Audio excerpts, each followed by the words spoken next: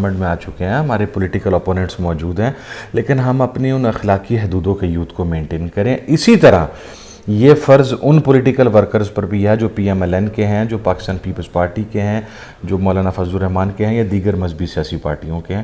تو جب تک یہ دیکھیں سٹیک پہ کیا ہے, سٹیک پہ یہ ملک ہے. بالکل ایسے ہی. نہ تو سٹیک پہ خان صاحب ہیں, نہ مولانا صاحب ہیں, نہ نواز شریف صاحب ہیں, نہ زرداری صاحب ہیں, نہ کوئی اور کو بندہ سٹیک کے اوپر ہے. سٹیک کے اوپر یہ ملک ہے. آپ ایک گھر کے اندر اگر بیٹا پی ٹی آئی کو ووٹ دیتا ہے, باپ پی ایم ایل این کو ووٹ دیتا ہے, ماں جو ہے وہ پیپلز پارٹی کو ووٹ دیتی ہے, تو آپ کم از کم اختلاف رائے کو اس حد تک رہنے دیں کہ وہ باپ, بیٹا اور ماں ایک جگہ پہ بیٹھ کر کھانا کھا کے ہیلدی ڈسکشن کر سکیں کہ بیٹا تیری پارٹی ٹھیک ہے, وہ کہ ابا جی آپ کی پارٹی صحیح نہیں ہے. ماں اپنی اس کے اندر فیڈ بیک دے سکے, بجائے یہ کہ آپ اس اختلاف کو اس لیول پر لے جائیں کہ بیٹا باپ کے منہ نہ لگے, عورت اپنے خامد کو روٹی نہ پکا کر دے یا اس کے ساتھ سیدھا. اور ہمارے یہ جو پچھلے 10 سال میں ہمارا کلچر عدم برداشت کا شکار ہوا ہے, اس کے اندر میں سمجھتا ہوں کہ ہماری جو ایک غیر سیاسی تربیت نہیں ہو سکی. ہماری وہ ایلیٹ جو یونیورسٹی سے, کالجز سے پڑھ کے نکلی, انہوں نے کرپشن پر چڑھائی کر دی. کرپشن کے اوپر چڑھائی ہم سب کو کرنی چاہیے, لیکن اگین جب تک آپ گلٹی نہیں ہوتے, دس از نو ونز رائٹ, نو ونز رائٹ. آپ لوگوں کے منہ کے اوپر سیاہیاں پھینکیں, آپ لوگوں کو چور ڈاکو پکاریں, یہ بہت بڑا جرم ہے. یہ تانا زنی کے زمرے کے اندر آتا ہے.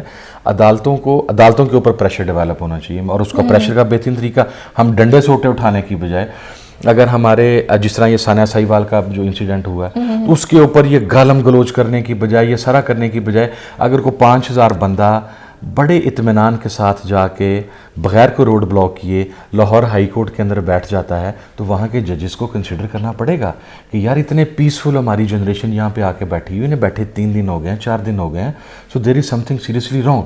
وہ اس کا مداوع بھی ہوگا. لیکن اگر ہم ڈنڈے سوٹے اٹھا کے مال روڈ کو تباہ کرنے کے آ جائیں گے, پولیس آگے سے مقصد کرے گی اور پھر اس کے ساتھ تصادم ہوگا, تو یہ برداشت کی پالیسی یہ ہمارے معاشرے کے لیے سب سے امپورٹنٹ ہے.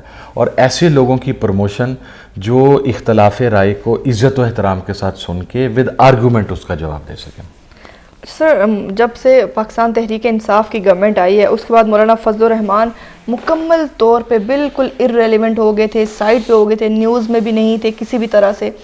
تو کیا انہوں نے یہ آزادی مارچ جب انہوں نے شروع میں کہا کہ بھئی میں اسلام آباد کو لاک ڈاؤن کر دوں گا, یہ تمام باتیں انہوں نے صرف خبروں میں دوبارہ آنے کے لیے کی, جس کا رزلٹ آپ دیکھ سکتے ہیں ہر طرف پورے میڈیا میں آج کل فضل الرحمان صاحب اور ان کا آزادی مارچ چھایا ہوا ہے. نہیں دیکھیں, میں ایک تو ان سے اختلاف, میرا شدید میرے والد کا بھی ان سے نظریاتی اختلاف رہا, ہمارا بھی ان سے نظریاتی اختلاف ہے, لیکن ایک بات یہ کہہ دینا کہ وہ سیاست سے آؤٹ ہو گئے.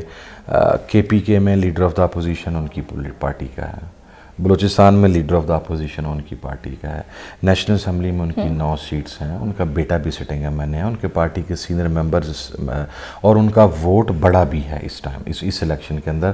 if you compare it with the last one, تو ان کا ووٹ بڑا ہے. میں یہ سمجھتا ہوں یہ آرگومنٹ بھی, ہم لوگ اصل میں نا ایک ہیجانی اور جذباتی قوم ہیں, ہم میں ہیجانی سٹیٹمنٹس, جذباتی سٹیٹمنٹس اٹریکٹ کرتی ہیں. ایک بندہ اگر ایک سیٹ ہار جائے تو ہماری اسٹریٹ اوے اسیسمنٹ یہ ہوتی, لو جی ختم ہو گئی, داستان ختم ہو گئی, سٹوری مک گئی. بھی ایسے نہیں ہوتا. جن لوگوں کے پیچھے 60 سال کی سٹرگلز ہوں, جن کی پارٹیاں ہوں, جن کے آباء و اجداد ہوں, الیکشن میں 2 فریق جب لڑتے ہیں, ایک نے جیتنا ہوتا ہے, ایک نے ہارنا ہوتا ہے. اس ہار کا یہ مقصد نہیں ہوتا, ہارے تو میاں نواز شریف صاحب بھی تھے, ہاری تو بی بی صاحبہ بھی تھیں, محترمہ بینظیر بھٹو, ہارا تو بلاول بھٹو صاحب بھی ہیں. تو کیا مقصد ختم ہوگی ان کی سیاست؟ اگر وہ ہارنے پہ ان کی سیاست ختم نہیں ہوئی تو فضل الرحمان کی کیوں ختم ہوگی؟ فضل الرحمان کا سیاست میں اس نے جس طریقے سے, وہ جو بھی طریقہ کار ہے, اس پہ میرا اختلاف رائے ہو سکتا ہے, آپ کا ہو سکتا ہے, آپ ایگری کر سکتی ہیں, میں ہو سکتا ہے نہ ایگری کروں, جس بھی طریقے سے انہوں نے آپ کو ریلیونٹ بنایا ان دا لاسٹ 30-40 ایئرس, بہرحال وہ ہی از ریلیونٹ, اور ہی ہیز شون کہ ہی از ریلیونٹ. تو یہ بھی ایک بندے کو پنچ کرنے کا میرا خیال بڑا آسان طریقہ ہے کہ آپ اسے کہہ دیں کہ تو ریلیونٹ ہو گیا. پرائم منسٹر کا کام, پرائم منسٹر وہ وقت بھول گئے ہیں جب 97 کے اندر اور 99 کے الیکشن کے اندر جناب کو ایک سیٹ بھی نہیں ملی تھی, اور پہلی سیٹ پرویز مشرف صاحب نے آ کے دی تھی, 14 قومی اسمبلی کے حلقوں سے ہار رہے تھے. تو اس وقت تو میں اس وقت بھی اس چیز کا قائل نہیں تھا کہ کوئی بندہ یہ کہے کہ عمران خان ریلیونٹ ہے. عمران خان کے پیچھے اس وقت بھی ایک یوتھ تھی, اس کے ساتھ ایک ووٹ بینک کھڑا تھا اس کا. تو یہ ہمیں میرا خیال ہے ارریلیونٹ والا چیپٹر بھی کلوز رکھنا چاہیے. سیاستدان اپنی ایک طبی جو سیاسی عمر ہے اس کی, جو میرے خیال کے اندر آپ کی اسٹریٹ پالیٹکس کی جو عمر ہے وہ آپ 60 to 65 is the maximum. Once you cross 65 then you are no more. پھر آپ ایک وہ سینٹ کی یا ایک بزرگ سیاستدان کا رول پلے کر سکتے ہیں, لیکن ایک پریکٹیکل پولیٹیشین کی اسٹیج سے آپ آؤٹ ہو جاتے ہیں. تو پاکستان کی یہ پولیٹیکل ایلیٹ اکثر جو ہے 65 کراس کر چکی ہوئی ہے, اپنے لاسٹ سٹیجز کے اوپر ہیں. انہیں پنچ کرنے کے لیے یہ کہہ دینا بھی تو آؤٹ ہو گیا, تو نہیں ہو گیا. میں 2 صوبوں کا لیڈر آف اپوزیشن لے کے 9 اسمبلی قومی کی سیٹیں لے کے آپ ایک بندے سے یہ کہیں کہ تو ریلیونٹ ہی نہیں ہے, تو وہ چھیڑے گا تو صحیح نا. تو پھر آپ نے چھیڑا ہے انہیں, تو اس کا رزلٹ مل رہا ہے اب آپ کو. تو سر خبریں یہ ہیں کہ مولانا فضل الرحمان کا جو آزادی مارچ ہے اس کو تیسری قوت نے یرغمال بنا لیا اور کسی تیسرے بندے کے ہاتھوں استعمال ہو رہے ہیں. آپ کو لگتا ہے کہ اس خبر میں کوئی سچائی ہے؟ تیسری قوت کون سی ہے؟ آپ مجھے تیسری قوت کا بتائیں کون سی تھی؟ سر فنڈنگ کے حوالے سے بات کی جا رہی ہے کہ ان کو انڈیا سے فنڈنگ کی جا رہی ہے اور یہ باتیں اس طرح کی جا رہی ہیں. دیکھیں پھر اگین ہمارے پاس یہ اطلاعات تو ہیں کہ ان کو فنڈنگ پاکستان پیپلز پارٹی کی طرف سے یا پاکستان PMLN کی طرف سے, یہ بھی اطلاعات ہیں, میڈیا کے اندر یہ چیزیں سرکولیٹ کر رہی ہیں. But I still don't believe کہ انڈیا سے کو فنڈنگ ہے. یار کم از کم ڈونٹ ڈو دس. کل کو مقصد ہے ہم پروٹیسٹ کرنے کے لیے نکلیں گے تو پھر آپ کیا کہیں گے کہ ہمیں سعودی عرب سے فنڈنگ ہے, یا ہمیں ایران سے فنڈنگ ہے, یا ہمیں امریکہ سے فنڈنگ ہے. We should not do this. ایک ڈرٹی پالیٹکس کی بھی دیر از اے سرٹن لمٹ.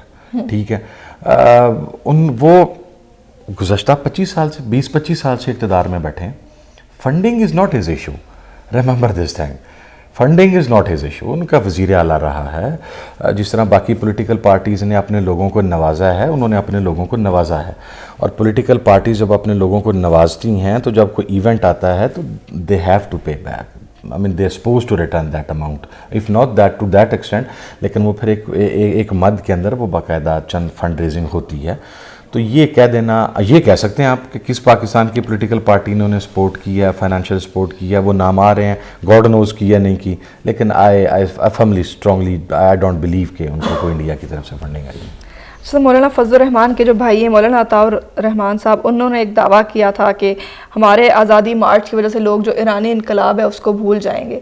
تو آپ کو کیا یہ نہیں لگتا کہ یہ ایک بہت زیادہ پریشانی والی اور خطرناک بیان ہے ان کا, اور اس وجہ سے جو ہے نا مطلب وہ آ رہے ہیں تو وہ پورا تختہ الٹنے کے لیے آ رہے ہیں جو وہ باتوں سے ظاہر کر رہے ہیں؟ دیکھیں میرا انقلاب کی باتیں جب کی جا رہی ہیں, تعلق تو تشیع سے نہیں ہے میرا, لیکن اگر آپ انقلاب ایران کی ہسٹری پڑھیں اور خمینی صاحب کی, آپ امام خمینی کی جو سٹرگل ہے اسے چیک کریں, تو اس میں اور مولانا فضل الرحمان کی سٹرگل میں زمین آسمان کا فرق ہے.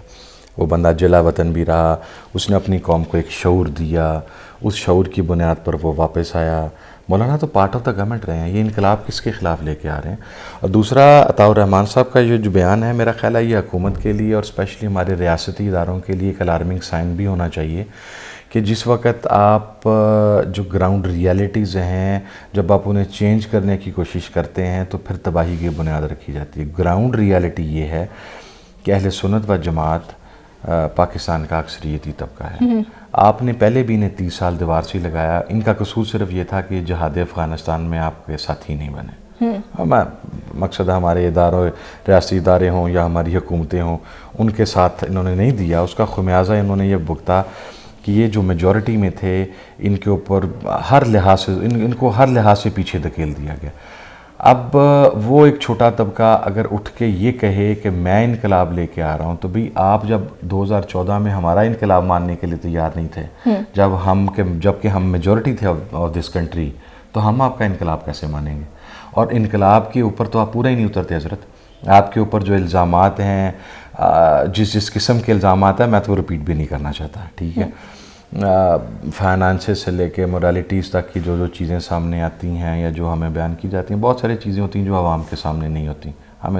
ہم لوگوں کو شاید پتہ ہوتا ہے, کنیکٹڈ ایک دوسرے کے ساتھ ہوتے ہیں ہم سارے لوگ, تو ایک دوسرے کی چیزیں ہمیں ملتی رہتی ہیں.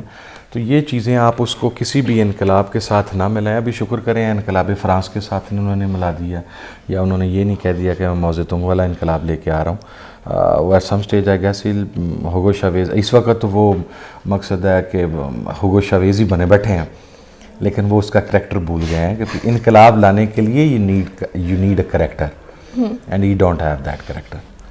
اچھا مولانا فضل الرحمان کا کہنا ہے کہ مہنگائی ہے اور بے روزگاری، اور یہ گورنمنٹ مہنگائی اور بے روزگاری کو ختم کرنے میں مکمل طرح سے جو ہے نا ناکام ہو چکے ہیں مکمل طور پہ. تو کیا مولانا فضل الرحمان صاحب کے پاس کوئی اس کا توڑ ہے کہ وہ آئیں اور جو ہماری معیشت ہے اس کو فوراً سے بدل دیں، اور کوئی ان کے پاس سولوشن ہے جو وہ بات کریں یہ گورنمنٹ نہیں کر سکتی تو شاید وہ آ کے کر سکیں؟ نہیں، سب سے پہلے میں نے تو آپ کو پہلے اس کا جواب دے دی تھا، دونوں ہی رسپانسیبل ہیں. اس گورنمنٹ نے جو ان کو بھی شوق ہے، اتنے بڑے دعوے کرتے ہیں، اتنے بلند و بانگ دعوے کرتے ہیں کہ بندہ سر پہ ہاتھ رکھ کے بیٹھ جاتا ہے کہ یار ہیومنلی یہ چیز پاسبل نہیں ہے کہ ایک 70 سال کا بگڑا ہوا ملک، 60 سال کا بگڑا ہوا ملک آپ 90 دن میں صحیح کر دیں گے، پھر آپ 6 ماہ میں صحیح کر دیں گے. تو میرا خیال ہے اپنے آپ کو اس سچویشن میں، یا مولانا کے کو اس بیان کی ضرورت دینے کی ضرورت بھی اس لیے پڑی کہ حکومت نے خود اپنے آپ کو اس دلدل کے اندر پھنسا لیا تھا. جہاں تک مولانا کا تعلق ہے، میں تو نہیں کچھ کہہ سکتا، مے بی ان کے پاس کسی قسم کا کوئی اس کا پاکستان کے اکنامک کرائسس کا کوئی حل ہو، یا ان کے پاس کوئی ایسی ٹیم ہو جو ملک کو ان کرائسس میں سے نکال سکے. But still I mean he has to answer to that question. مجھے تو نہیں پتا ان کی ٹیم میں کوئی ایسا ممبر اس لیول کا معیشت دان ہے کہ وہ کو پالیسی دے سکے. بٹ گاڈ نوز، چونکہ وہ بہت ساری چیزیں چھپا کے رکھتے ہیں، کوئی ایسا ایرسٹوٹل ان کے پاس موجود ہو جسے وہ عین موقع پہ سامنے لے آئیں اور پتہ لگے کہ پاکستان کے تمام مسائل حل ہو گئے ہیں. اب یہ تو مولانا نہیں بتا سکتا. I am in no position to answer that. Sir اگر نون لیگ اور پیپلز پارٹی کی جو پولیٹکس ہے اس کی بات کی جائے تو جب بھی پیپلز پارٹی کا کوئی گرفتار ہوتا ہے تو نون لیگ بولنے لگ جاتی ہے، نون لیگ کا کوئی گرفتار ہوتا ہے تو پیپلز پارٹی اس کے حق میں بولنے لگ جاتی ہے. تو یہ دونوں پارٹیز کیا ایک دوسرے کو یقین دہانیاں کرا رہی ہیں کہ ہم تمہارے حق میں اٹھیں گے، تمہارے لیے آواز بلند کریں گے، یا پھر یہ دونوں اپنی بقا کے لیے اور اس لانگ ٹرم چلنے کی تیاری ہے ان کی کہ لانگ ٹرم یہ دونوں پارٹیز چل سکتی ہیں؟ نہیں، دیکھیں انسان کا جو خمیر ہوتا ہے نا وہ اس کے اصل کی طرف لوٹتا ہے. مسلم لیگ کی جو تشکیل نو کی گئی تھی جب آئی جے آئی بنی پاکستان پیپلز پارٹی کے خلاف، اور جس طریقے سے میاں نواز شریف صاحب کو لانچ کیا گیا، اس تشکیل نو کے اندر پیپلز پارٹی کے لیے نفرت ہے. بچہ جب پیدا ہوتا ہے، آپ اس بچے کے دل کے اندر جب کوئی ایک چیز ڈیولپ کر دیتے ہیں، بڑا ہو کے ریالٹیز اس سے متصادم بھی ہوں تو وہ محبت اس کے دل سے پھر بھی آپ کھینچ نہیں سکتے. میاں صاحب کے دل میں جو نفرت ہے پیپلز پارٹی کے لیے، کیونکہ وہ ان کا پولیٹیکل کیریئر کی بگننگ ہی پیپلز پارٹی کے اگینسٹ تھی، انہیں تیار کیا گیا تھا. اور چونکہ میاں صاحب کے دور میں پھر پیپلز پارٹی وکٹمائز ہوئی، وہ ان کے دل کے اندر بھی وہ چیز موجود ہے. تو یہ نظریہ ضرورت کے تحت دونوں ایک دوسرے کا ساتھ دیتے ہیں بڑے ایک سلیکٹیو سے ٹائم کے لیے. یہ لانگ ٹرم چل ہی نہیں سکتے. یہ اگر کسی بندے کے دماغ کے اندر یہ غلط فہمی ہے، میرا خیال ہے پچھلے 20 سال سے نکلتی آ رہی ہے، لوگ پتہ نہیں پھر کیوں اس دھوکے کا شکار ہو جاتے ہیں. یہ سیاست ہے، سیاست میں دکھاوا کچھ اور ہوتا ہے، پریکٹیکل کچھ اور ہوتا ہے. پیپلز پارٹی اور پی ایم ایل این آج بھی ایک دوسرے کے لیے، جو ان کے اوریجنل جینون پولیٹیکل ورکرز ہیں، ان کے لیے آج بھی ایک دوسرے کے دل میں اتنی ہی پولیٹیکل نفرت ہے جتنی آج سے 20 سال پہلے تھی. کوئی ڈائنامکس چینج نہیں ہوا. سو میرا نہیں خیال کہ یہ لانگ ٹرم دونوں چل